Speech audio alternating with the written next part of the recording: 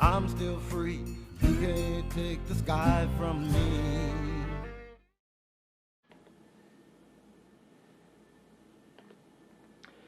All right, everybody, we are live.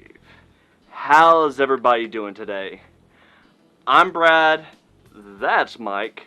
We're Dallas Geek. Hi. Mike, how you doing? Oh, I'm hanging in there, Brad. I'm hanging in there. Really looking forward to the very deep and thought-provoking presidential debate analysis we're going to get into today. Let's not think about it. Wait, did I get the shows mixed up again? Hang on, damn it. On that note, Damn it. guys, thank you for joining us today. If this is your first time, please do not forget to check out all of our future videos. Do not forget to follow us over on YouTube, Facebook, sorry, and don't forget to like the video. And of course, subscribe over on YouTube and still like, because that will keep the Google overlords happy. And just in case you like our stuff but don't have time for the videos, they really want to be happy. Well, you can always catch the audio of our live streams and our interviews over at Apple Podcast, Spotify, iHeartRadio, Google Podcast, and Stitcher. So, but that won't make the Google overlords happy if it's not video, will it? No, but it'll keep everybody else happy. So, it all works. I thought we only lived to please Skynet. I mean Google. I mean, meh? So, Mike, what are we talking about today? That debate last night. All right, so we need to get into this immediately.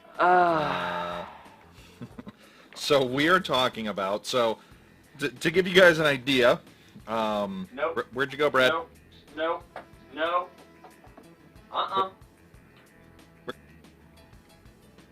Where'd you go? Bad Mike.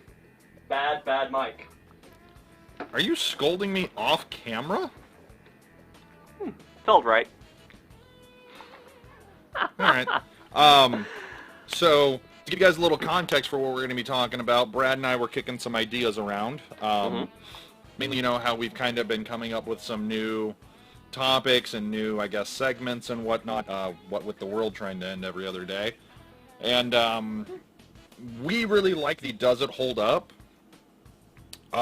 Especially when one of us takes the very snarky, this is a piece of crap, and one of us basically plants our flag like it's Custer's last stand and is going down swinging, basically. Back to the future. But we were kicking... no. Oh, no, wait, I don't have to cough when I say greatest trilogy of all time. But, I digress. There's only one trilogy that we will be acknowledging on this show. Which one is that one? The only trilogy that matters. The one far, Lord of the far away. Rings? Star Trek. Nah. Anyway, so one of the things that we were looking at for possible new things to talk about is we got onto the topic of movie anniversaries. And I wanted to call this segment Holy Hell, We're Getting Old. Brad wasn't too keen on that because Brad's I like not to think fun. about it. Yeah. But, yeah, holy hell, we're getting old. Because this year, in fact, this month, I think, if I remember right, marks the 15th anniversary of the release of Serenity in theaters. Yes. No, the greatness Serenity, of, the little show that could. The greatness of a cast that Fox didn't believe in by a showrunner that Fox didn't believe in, that became a resounding success after the fact to Fox's disgrace, and a box office success thanks to Universal Pictures. Yep. Go figure. So, yeah, right? So, I guess, do we need to talk about the checkered history of the Firefly franchise, Brad? Do I we need to mean, for talk those about how people that Fox don't know was... about it, it's probably worth giving the 5-second overview. Yeah, So, in 2002, yes, the show was 02, right? So September 2002. thank you. So coming off of Buffy, coming off of Angel, Joss Whedon pitched the idea of a Western set in space, and Fox picked it up. And it's very, it tackled and kind of fell into some of the old school kind of sci-fi tropes and whatnot, but it was really more so than anything, hey, you know, space is the final frontier, so we're going to treat this universe like it's the actual frontier. So it was a Western set in space. And it was based around, not to get into politics, it was based around the idea that basically humanity had started moving out and colonizing the universe, and, well, the galaxy, rather. But the United States and China had basically joined into one kind of super nation? A galactic alliance. There you go. Much like the Galactic Senate. Huh. And so there was basically a massive civil war, and the show picks up after the events of the Civil War, with a which couple we get of the survivors. the very tail end of in the pilot episode. In the pilot, right. Well, we get the tail end of the Battle of Serenity. Which was the end of the war officially. Essentially, yeah. But so it's basically these kind of lawless smugglers that are out there trying to make a living out in the cosmos, essentially with the government. There it is. Brown coats unite. Essentially with the what did they call them? Crap, help me. What? What they ended up, the Alliance. Yes. Essentially with the Alliance on their heels at every beck and call. It was awesome. The show was fantastic. The show, I will still argue to this day, was probably 10 to 15 years ahead of its time. If it came out now, absolutely. We would probably be in the 5th or 6th season of it. Well, the thing is, a lot of sci-fi ended up hitting on the exact same notes as that show did about 10 years after the fact. And yeah, if it had just come out a little bit later, it would have been much better received, I think. I mean, Fox has never been known to be revolutionary in the ideas that they're willing to greenlight and show faith in. No kidding. And of course, the only reason why they gave Joss Whedon the chance to do Firefly in the first place was because Buffy and Angel were both massive successes. And after they lost out on Buffy and Angel to UPN at the time, they wanted to bring Joss back into the fold WB. so they can try to get some of that. It was Warner Brothers originally. And then Buffy was canceled by WB and went to UPN, and then the two networks merged together. Yeah. And then, Fox wanted to be able to get a hold of some of that money. Yeah. So they greenlit it. Look, it was unfortunately apparent pretty quickly that Fox didn't realize what they had on their hands. Yeah. And were kind of going out of their way to sabotage the show. Well, I mean, it started off by having episodes aired out of order, and then changing the air time and date over and over and over again, massive stretches of time between episodes. Because, I mean, it was only 14 episodes, but it went from September of 2002 into spring of 2003 for 14 episodes. That takes some doing to accomplish. And remember, they actually didn't even air 4 episodes, so there was actually 18 episodes filmed, which the 18 episodes are on the complete collection. If you get it on Blu-ray or DVD, well, I don't know if it's available on Blu-ray. I got it on DVD. But if you get the collection, it has the 4 unaired episodes.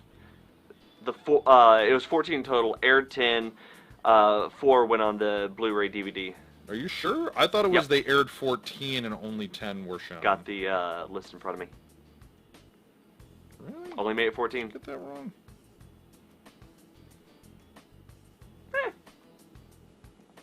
Anyway. Sorry, go ahead. Oh, no, so, yeah. A year after son of a bitch. cancellation, there had been such a massive outcry from the fans saying they wanted justice done to their show, that the crew, the cast, the story deserved better. Fox, of course, never being able to make a mistake when it comes to show cancellations, ever. Sure. They weren't going to do anything about it. So, Right. In 2004, we got the announcement that they finally come to a deal, or Universal finally came to a deal with Joss Whedon to be able to get the rights away from Fox so that they could do a movie.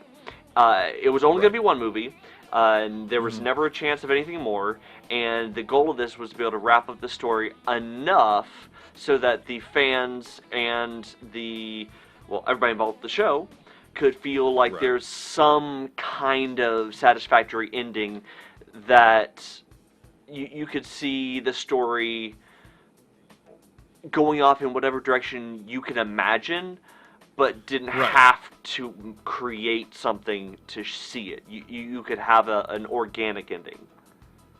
Right, yeah. So, because if I remember right, I think, I don't remember if Whedon actually came out and said it, but I think, if I remember right, he basically said the movie was to essentially act as the preceding X amount of seasons that they had originally thought of the show being. So this one movie was literally going to take the place of a couple seasons to actually wrap up the story.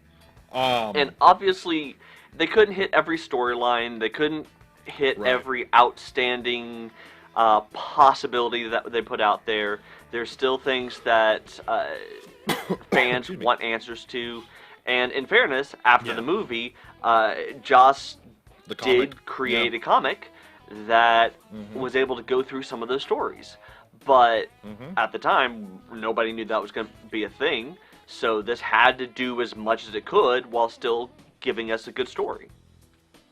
Almost like what happened to Angel. And to Buffy. And to Dollhouse. I'm just noticing a pattern of Joss Whedon stuff getting canceled before it can finish. He's ahead of his time, man. Look, yeah, like it. Sorry, like you said, there were shows that came out 10, 12 years later that were tackling stuff and had the almost same tone of Firefly. Yeah. So, if that doesn't tell you everything you need to know... Well, I mean, think about it this way. A channel as typically mocked as sci-fi was able to get a show like Battlestar Galactica, in the early 2010s to become massively successful, that had a story that in spirit was comparable enough to the same things that Firefly was trying to represent in many ways, that it really does show that the show just was way too early. But so it was too early. It tackled some really heavy issues. It tackled a lot of politics at the time, and where a lot of people think the world was kind of heading. Where a lot of people think the world is still heading, if we're being honest. Is that you trying to stay mum on the political landscape of the current... What? I remember. This isn't where I parked my car. So, but no, this, like I said, this was a show that Battlestar Galactica borrowed a lot of stuff from. Battlestar Galactica was fantastic. It was incredibly popular, super successful. Yeah. Actually completely and outdid the original in a lot of fans' eyes, but so on and so forth. That'll be a different video. It will, and we will do that. But, like I said, this is a show that the other thing that really gets kind of glossed over, too, is you had a singular story that was based around the ship that was the Serenity, and these people that kind of, for whatever reason, whether it be fate or whether it be coincidence or just happenstance, they're all brought onto this ship for one reason or another, and then everything goes to hell, and now they are kind of in it together, whether they like it or not. Yep. And the characters are so fantastic. Yeah. In terms of... Oh, go ahead. No, and when we got to the movie, you got to really see that shine. And that's kind of where we need to jump into it, because there's a lot to talk about the movie, and we only have so much time to cover this. So, yeah, go ahead. 2005, Serenity.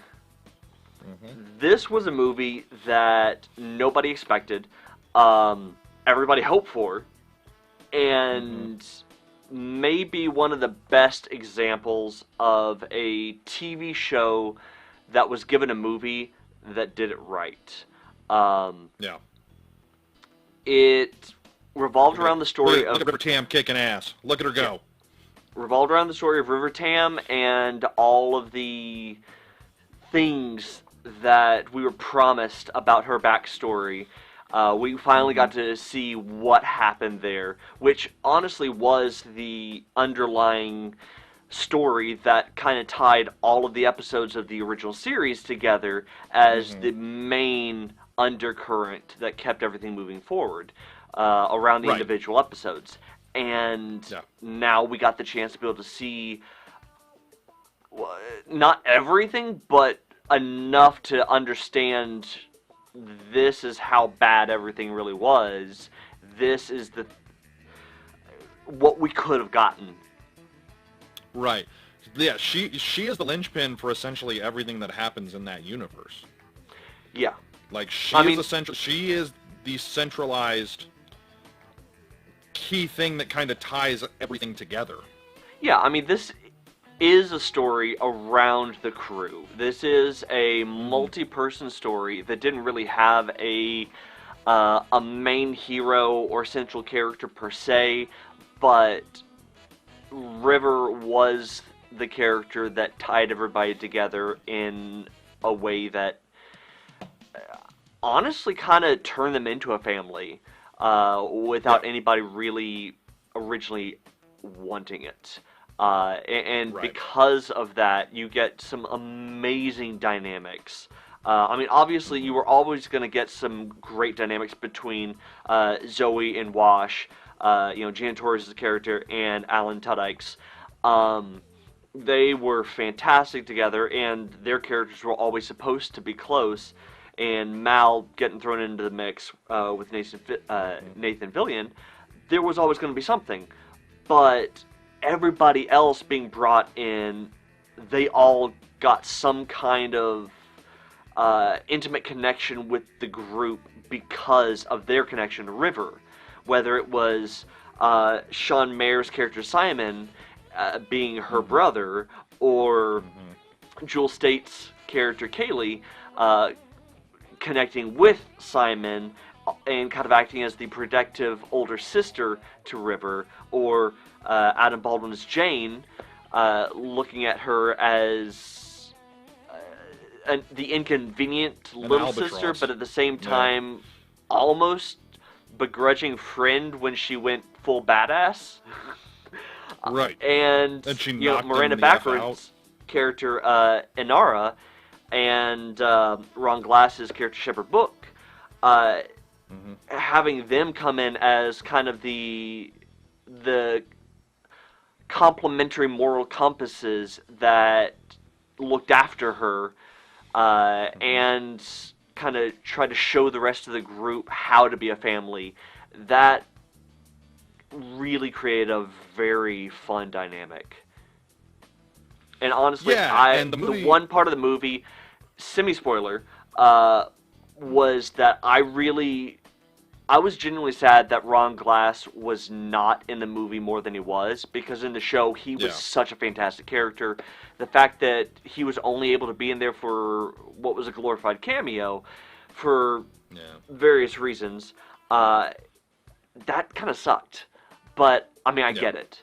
Honestly, I do. There's only so much you can tell in one movie, and if something had to be cut, I can understand where his storylines would be the weaker link. Right. Yeah, he was, like you said, he was the moral compass of this ragtag family, and he really, and the people, like, he touched everybody, but you really see that with Mal.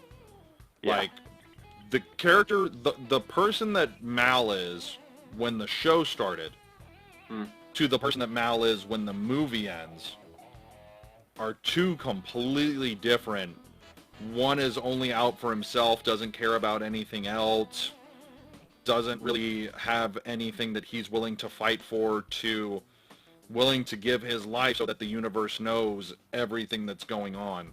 Like that scene where they're standing there, him and the main villain are standing there in Serenity, and he asked me, he's like, well, is this something that, you know, is this what you believe? And he's like, yeah. And he's like, and are you willing to die for that belief? He's like, I am. And it's like, okay, well, let's just go ahead and throw down then. Yeah. But that Mal would not have been anywhere remotely near morally sound enough to do what he was doing there if he was the same person when the show originally started. Oh, coming yeah. off of the end of the Galactic Civil War.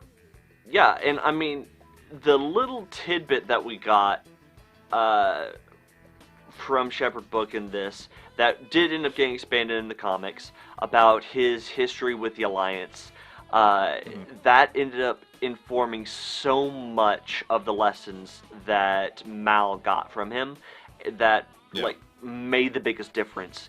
And, I mean, it had always been hinted at, but that is maybe the saddest part of his whole story that we didn't get to see.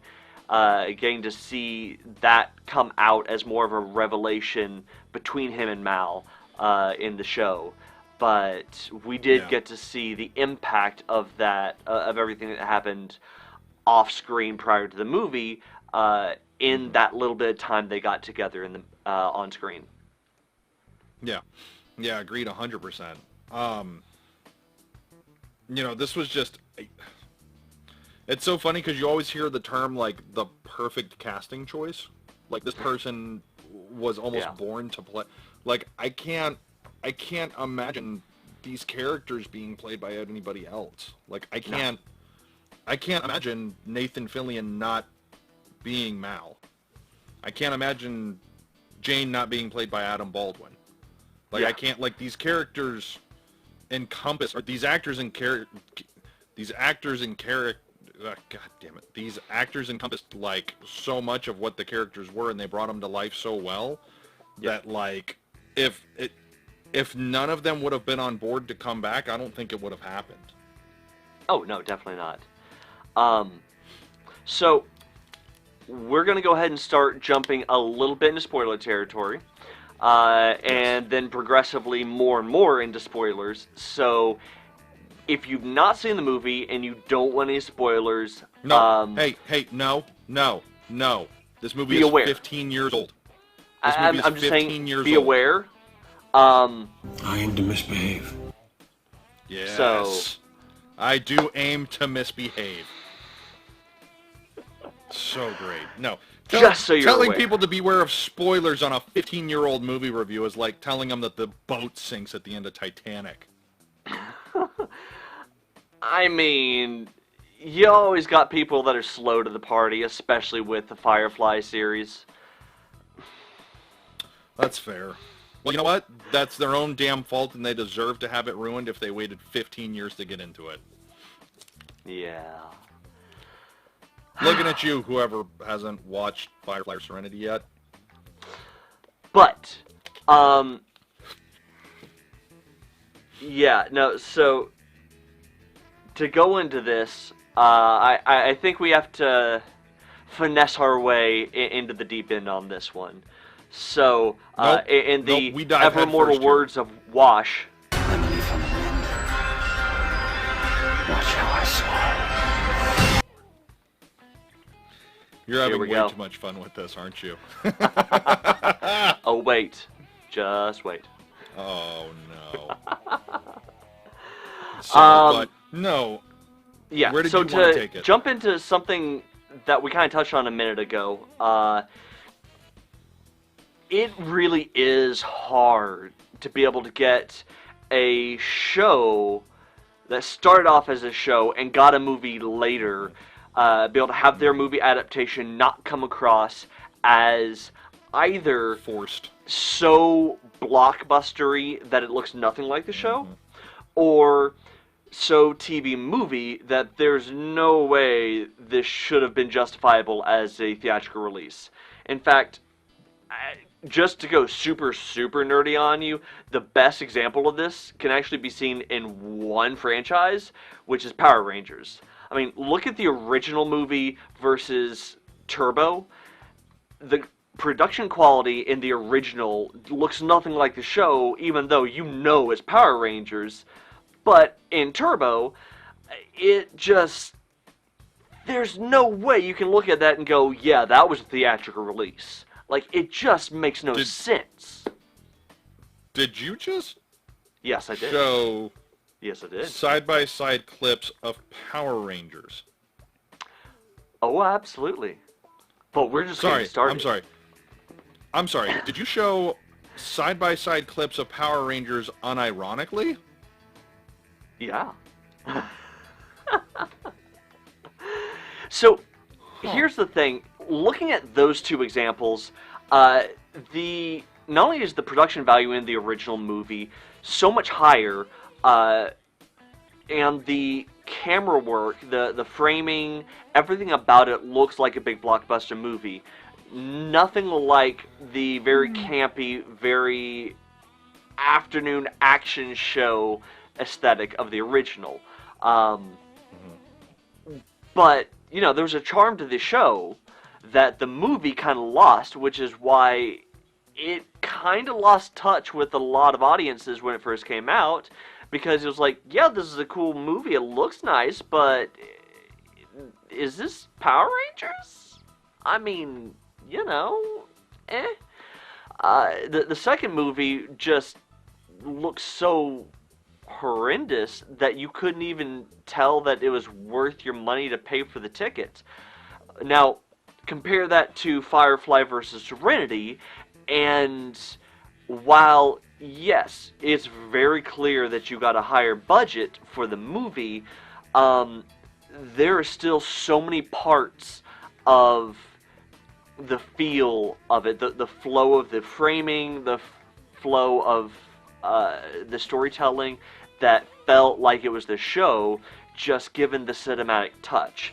I mean, just looking at this right here, you have two examples of the exact same type of scene, but when you have the crew talking back and forth in the show, you got nothing but close-ups trying to give you a very personal, intimate feel, but you go to the movie and it's very cinematic, wide-angle, slowly zooming in to the big climax of the scene so that you can get that feel of this is a movie. But it still, in its essence, feels like the same thing. You don't think you're looking at something else. It still feels like Firefly. So I will be honest with you, that is actually one of my favorite shots from, like, a lot of movies. Is that very slow pan where it starts at the back of the hallway while he's talking, and he's got the light of the sun coming through to kind of obscure him, and it's just showing everybody just sitting there stone cold locked on him. And then it actually gets up to his face, and then that's where he does the I am to misbehave. I was like, huh. That was a pretty damn good choice of shots there, Joss. One thing we haven't touched on yet, I don't know if you planned on it, speaking of shots and Joss Whedon, this was actually his feature film directorial debut. This was actually the first feature film that he ever directed. Yeah, which is very impressive. I mean, most people that are coming from TV to go to the big screen, there's usually a pretty shaky transition. You know, you're expecting something closer to, well... It's okay. I'm gonna leave, I'm gonna win. What does that mean? that.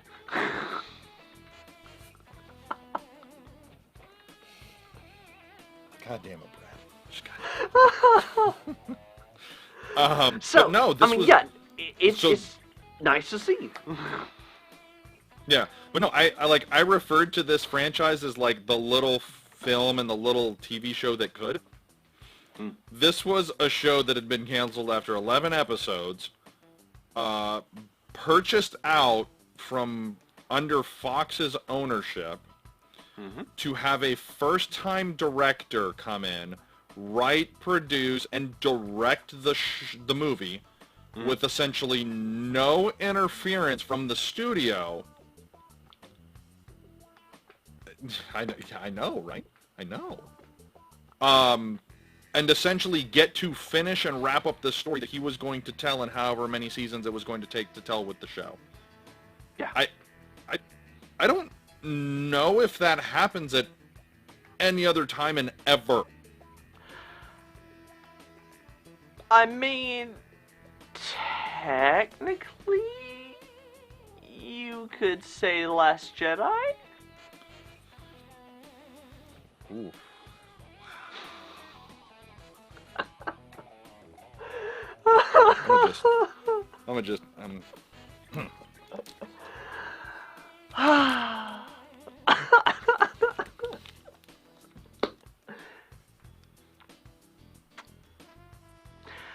With that though, yeah, no, it is impressive that Joss was given so much leeway, and honestly, I genuinely think that the amount of outcry that the fans gave after the show's cancellation that helped convince Universal to make this movie a thing in the first place really helped with their decision to let him do his thing without interference.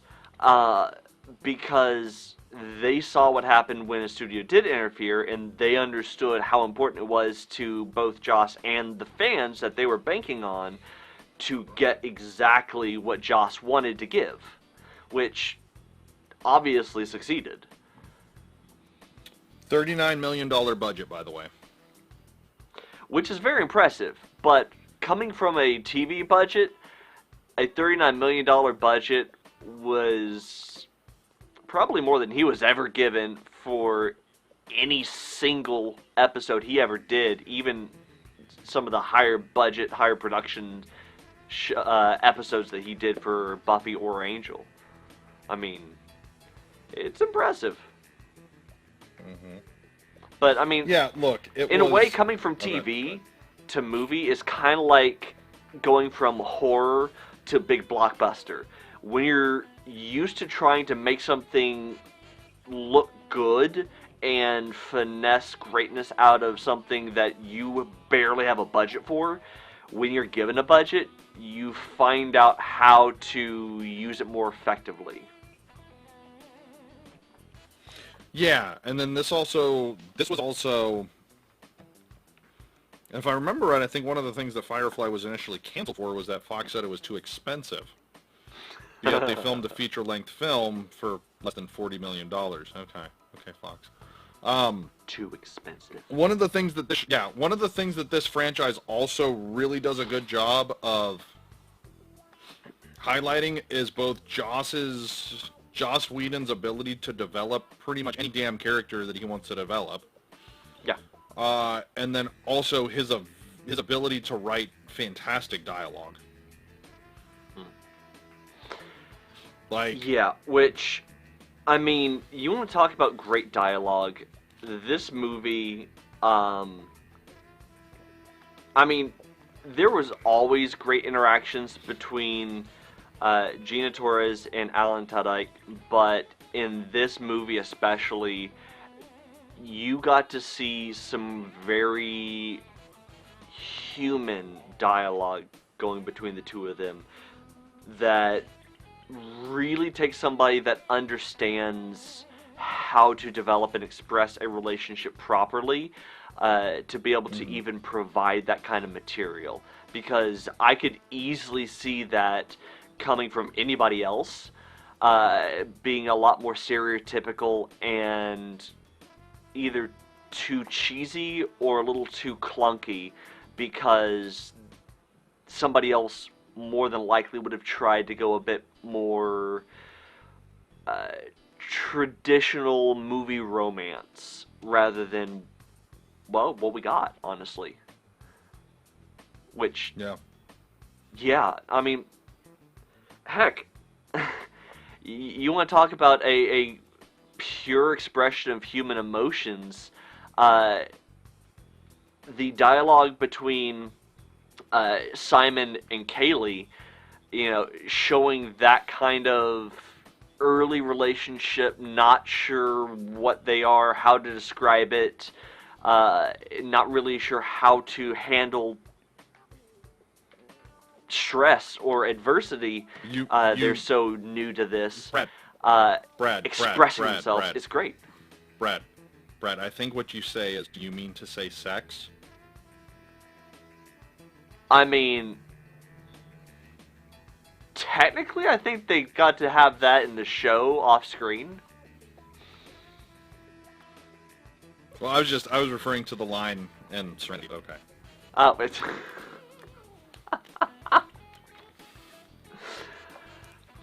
which does bring up something else. You want to talk about great dialogue? Jane may have been given some of the best one-liners in the movie and the series of anybody. I mean, honestly, I can only imagine the fun that the writers' room had with Jane. There's just so much greatness that came out of his mouth. Yeah, that was one of those characters that's like so, like, he's the bounty hunter, but at the same time he's such a goofball at times, and then he's a hard ass at other times, and then he's completely clueless at other times. You're like, which Jane am I about to get walking into this situation? You know what the chain of command is? Uh-oh. It's a chain I go get and beat you with till you understand who's in rotten command here. The other one I like is, well, do you think you could run this ship better? Yes. Well, do you want to run this ship? Yes. Well, you can't. Oh, man. And then, of course, there's that amazing scene where there's also that amazing scene, too, where he can be a cold-hearted bastard, where he looks at Mal and he's like, besides you and Zoe, how many survivors were there of the Battle of Serenity? And you were like, oh, okay, so we're going there, are we? Yeah. I mean, you want to talk about a very versatile and faceted character. Jane was fantastic for that. I mean, you could honestly have an entire class just analyzing character development through the show and the movie and just focus on the main cast of characters, and you could make an entire semester's worth of curriculum just analyzing that to understand how to create character development. Damn, I want to take that class now. That sounds like it'd be fun.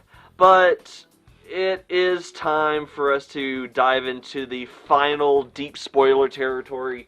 Seriously, last chance to jump ship. If you have not already, guys, get the hell out.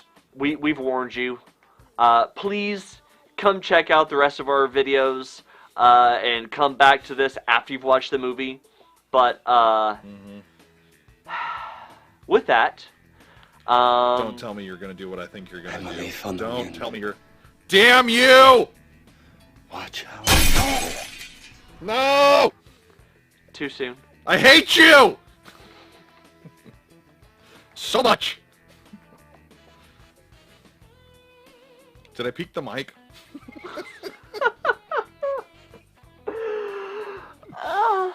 Yeah. That is... Yeah. That was the first time I watched this movie. When that happened, Yeah. I didn't know that I knew so many adjective versions of the F word. So, Yeah. yeah, I mean, there's definitely some spoilers to take away from this, but this was probably the biggest one that still affects fans today. I mean, sure, go ahead and do the reveal about the Alliance accidentally creating the Reavers. Give the reveal about, the dark, evil, deep states experiments that they did on River and other kids like her. And other children. Yeah. Go through all of that, and the wash twist still hits everybody harder than anything else. Son of a bitch. That one hurt. That one hurt a lot. Like, Booker, or Shepherd Books, too, wasn't fun. Yeah. That Which one is sucked. the other But that reason was- why his time being so short on screen really hurt, because having his character be killed off in the movie, and then only having, 10 minutes with him, that just sucked. That was a bummer. But I will say I almost want to say it actually might have even arguably worked to the benefit of it hurting so much with Shepard. Because he went and he started the colony on the planet, and he was spreading the word, and he had started this civilization, and then through no fault of his own, literally he was completely out of it,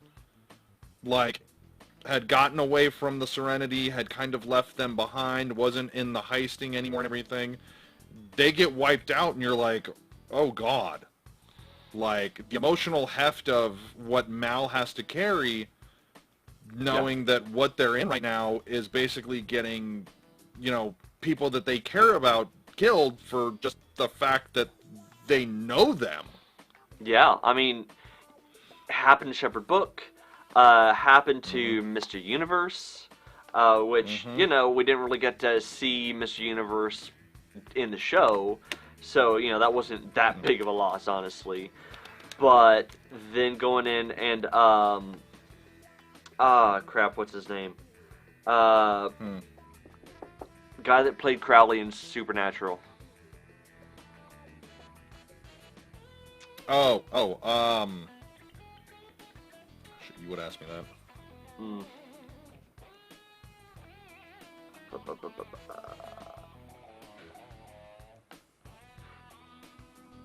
Anyway. Mark Shepard.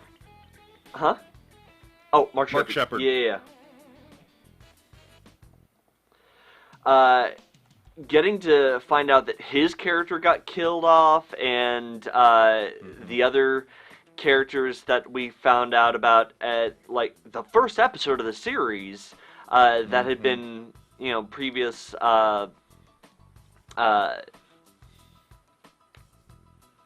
buyers, dealers, whatever of the crew, having all of them killed off. That definitely added a little bit of gravity to it.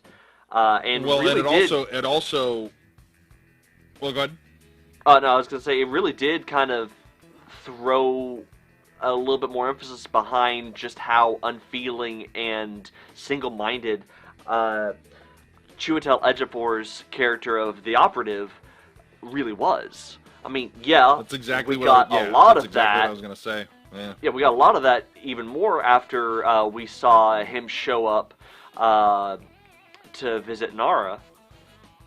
But I don't know.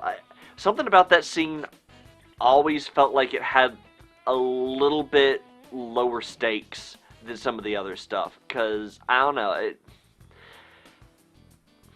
I guess maybe part of me just assumed that she was always going to get out of it.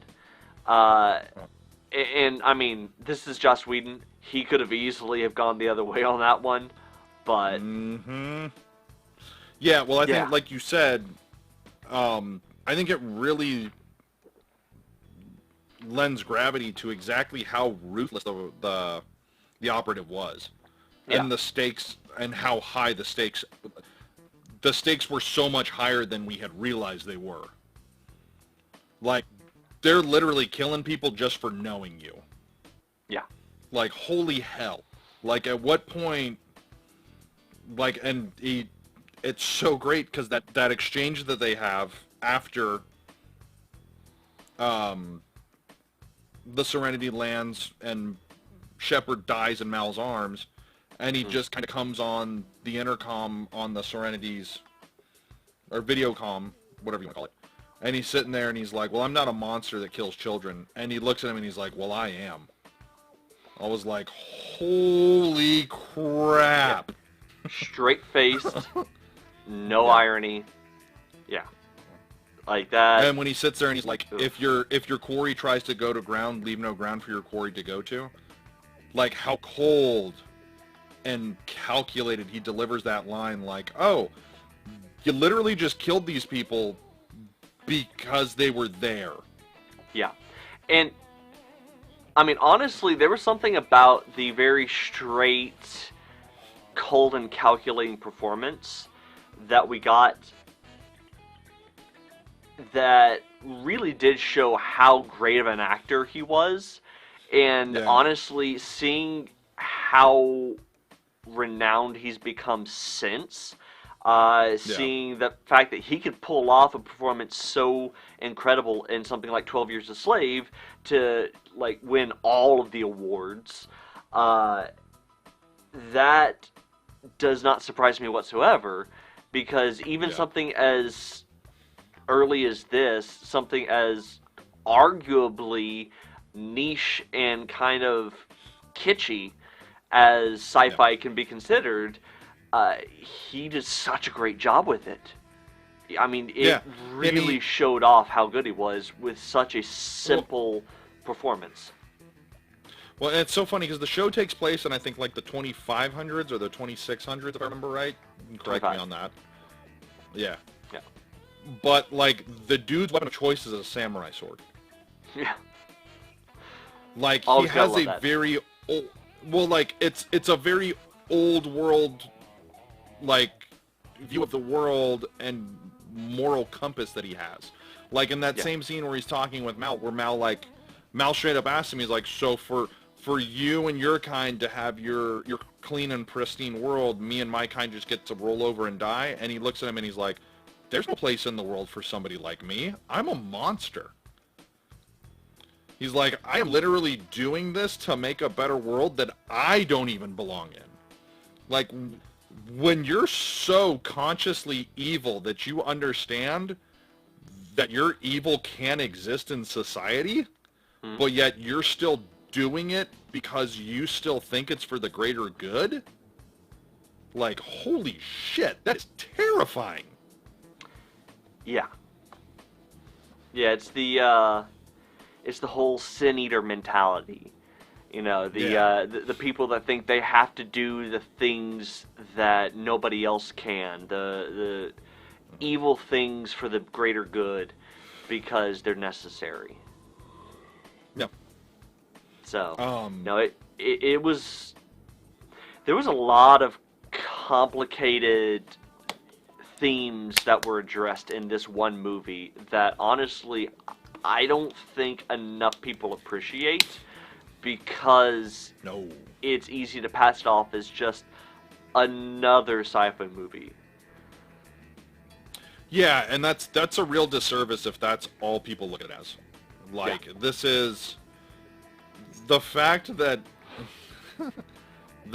Frank Castle, or sorry, not Frank Castle, Richard Castle, Nathan Fillion's character on Castle, in the Halloween episode over a decade later, dresses up like Mal. And they actually make reference to it. Well, what are you dressed as, Dad? Space Cowboy. Dad, you did that like 10 years ago. It's nobody cares anymore. Like, no, it's great. The fact that this franchise is so well beloved by not only the fans but by everybody involved, that everybody involved has come out and said that if at any point Joss gave them the call that they were going again, they would all do it at the drop of a hat, no matter what they were doing. Yeah. And this is a show that was on TV for this is a franchise that started as a show that was on TV for 11 episodes, and then got canceled. With And that, 15. I don't really know if there's all that much else we can say that we haven't already said. I mean, it's a fantastic movie. It's turning 15 today. Go see it. Honestly, we could literally keep talking about this for the next 2-3 hours and still not run out of stuff to talk about. No. Like, there's so much to unpack from the film, the comics, which we didn't even really, we kind of glossed. No, that's going to be a whole different TV video. Show itself. Yeah. So like, this is one, if you haven't watched it, you need to go watch it. Yeah.